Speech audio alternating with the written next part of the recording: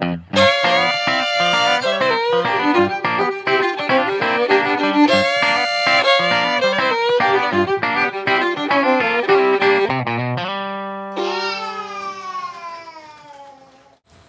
welcome back to Ron's Evolving Workshop. Now I know it's been a while and I haven't really been posting like a good blogger should, but you know there's been some things going on in conjunction with the holidays. I just hope you understand that I don't really blog for a living, so other things are going to take precedence sometimes. But hopefully you'll forgive me and we can move on. Let's see, I know I promised in the last episode that we were going to work on a lumber rack for the shop, but as the weather has changed over the course of this winter with the heat and cold and a lot of humidity down here in southeast Virginia, I'm really starting to realize that I need to get this shop insulated. I can't do it right now, but at the same time I'm not going to put anything up on the walls that I'm just going to have to remove later in order to do the insulation. If you remember anything about my shop, it's really not much better than bare studs. I know I do have this paneling here that I've torn some of it off already, but there's no insulation and it's not really sealed in very well. So we'll just move on to a couple of other things. I have changed the arrangement of the shop a little bit, and that's mainly due to this guy right here.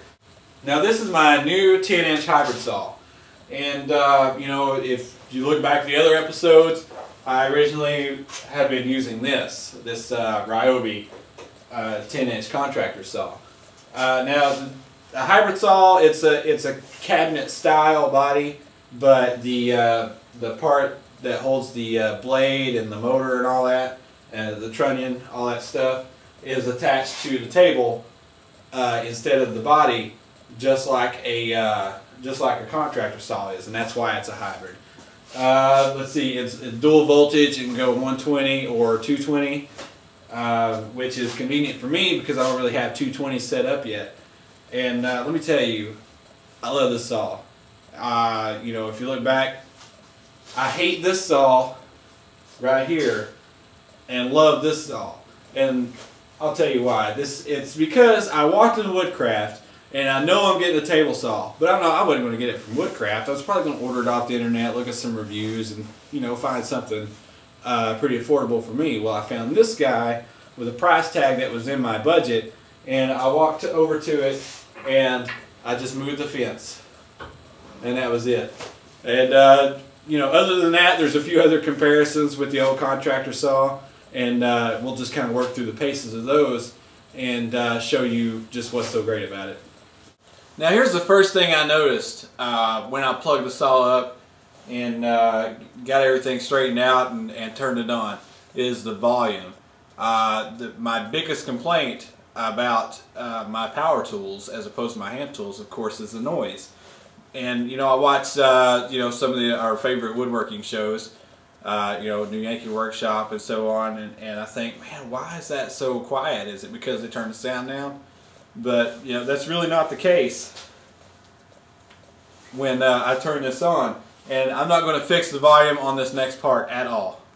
Now this table saw has 1 3/4 horsepower motor in it, which is on paper a little more than half of the horsepower of my contractor saw.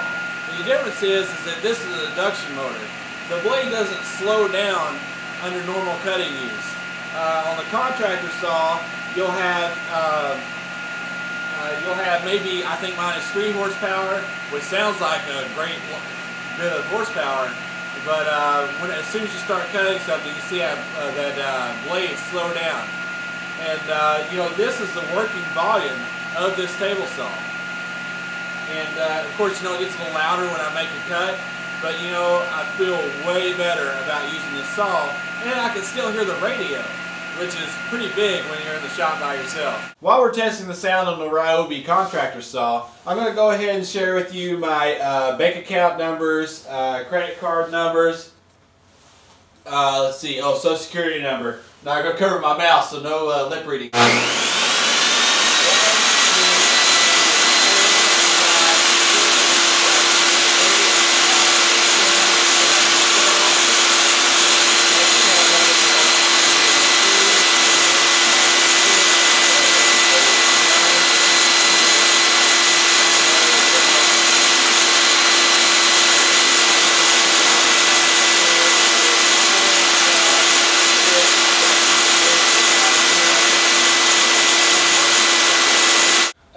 advantage of the hybrid saw over the contractor saw is right here in front of you. You could just see and appreciate all the real estate that I have gained in getting this new saw.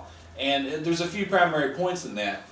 First of all, I don't really have a whole lot of room between the blade and the edge of the table to use a miter gauge. By the time I got the miter gauge engaged in here, I really only had maybe about 4 to 5 inches, really not much more than a 2x4 that I could do a miter cut with. I did alleviate that problem a little bit with the use of a miter sled, but you know, it was just, there's just not enough saw here for any kind of heavy duty work. Now of course here I have over a foot of space between the blade and the edge of the table, which means my miter gauge, I have plenty of room to make sure that this is on the table securely and I'm not already in the blade when I start my cut. Now what this episode really comes down to is, and I know I'm preaching to the choir when I say this, is that you really get what you pay for. And I find that I prove that to myself time and time again in the shop. I have a tenon saw that doesn't cut very well. I have a router that doesn't have adjustable speed, so I have trouble with larger drill bits. And of course the table saw. My old table saw actually made me not want to do some projects, even though I would have probably enjoyed those projects. I knew that I would be using the table saw extensively, and that's really just not a great way to work. Why would you want one of your tools to make you not want to woodwork? It kind of defeats the purpose. This new hybrid saw, I already know is going to change that, because I find myself coming out and just staring at it even when I don't have wood to cut, because it's a beautiful piece of machinery, and I just love to turn it on. Now I can't speak for every woodworker when I say this, but I'm pretty sure a common theme throughout woodworking, whether you're a pro or hobbyist, is that every time you buy tools for the shop, you're faced with a compromise. I have a budget I have to live to, and I'm sure a lot of you do too.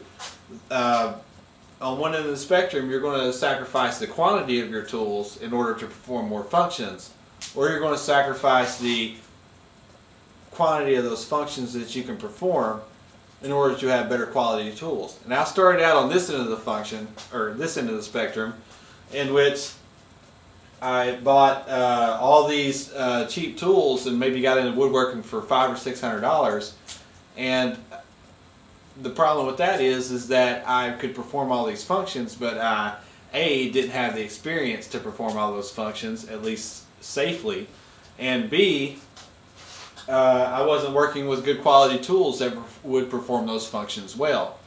Where I should have started off was I should have saved up a little bit longer, got a great table saw, and that in combination with some of the tools I already had, like a drill and maybe some hand tools that in addition, there are a whole lot of projects that I could have done and been getting the experience and the know-how in my projects, and working on learning that function extremely well. And then whenever I worked out in the budget to get the next tool, like a great plunge router and table, I could work on learning that function and incorporate it into my craft, and then constantly be building up the shop as I work along.